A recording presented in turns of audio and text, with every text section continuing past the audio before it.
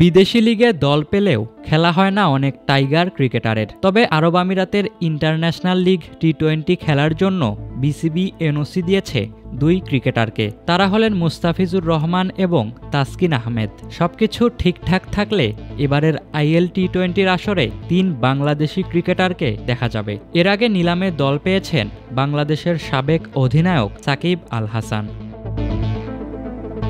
IL টি-20 এবারের আসরে খেলতে 3 থেকে 23 ডিসেম্বর পর্যন্ত এনওসি পেয়েছেন তাসকিন ও মুস্তাফিজ। যদিও আগামী 2 ডিসেম্বর থেকে এবারের আসর মাঠে গড়াবে, তবে সেদিন আইরিশদের বিপক্ষে তৃতীয় টি-20 খেলবে বাংলাদেশ। তাই এবারের আইএল টি-20 আসরের শুরু থেকে খেলার জন্য এনওসি পাননি এই 2 ক্রিকেটার।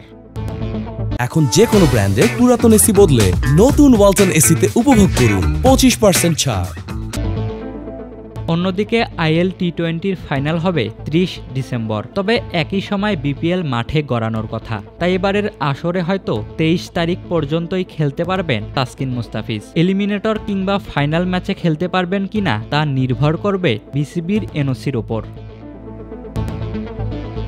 এদিকে শনিবার আইএল টি-20তে দল পান মুস্তাফিজ। টুর্নামেন্ট শুরুর সপ্তাহ 2 আগে বাংলাদেশের বাঁহাতি পেসারকে দলে নেয় দুবাই ক্যাপিটালস। আর মুস্তাফিজের আগে নিলাম থেকে দল পান বাংলাদেশের সাকিব আল হাসান ও তাসকিন আহমেদ।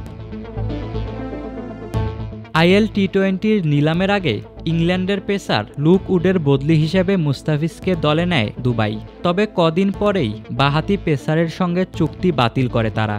ফিজের বদলি হিসেবে হায়দার আলীকে দলে টানে ফ্র্যাঞ্চাইজিটি।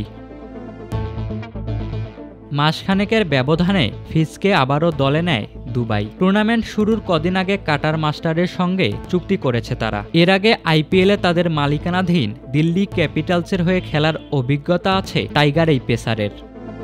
আইএল টি-20 নিলাম থেকে সাকিবকে দলে নেয় এমআই এমিরেটস। ভিত্তিমূল্য $40,000 মার্কিন ডলারে বাংলাদেশের সাবেক এই অধিনায়ককে পেয়েছে আইপিএলের দল মুম্বাই ইন্ডিয়ান্সের মালিক। এছাড়া ভিত্তিমূল্য $80,000 তাসকিনকে দলে নেয় শারজাহ ওয়ারিয়র্স। ডিসেম্বর-জানুয়ারিতে অনুষ্ঠিত হওয়ার কথা বিপিএল। আর বাংলাদেশে এসে খেলতে না পারার কারণে সাকিবের আইএল টি-20তে খেলা নিশ্চিত। তবে তাসকিন মুস্তাফিজরা পুরো আসরে খেলতে পারবেন কিনা তা নির্ভর করবে বিসিবির এনওসির ওপর। ইশতিয়াক মাহিন, ক্রিক ফ্রেঞ্জি।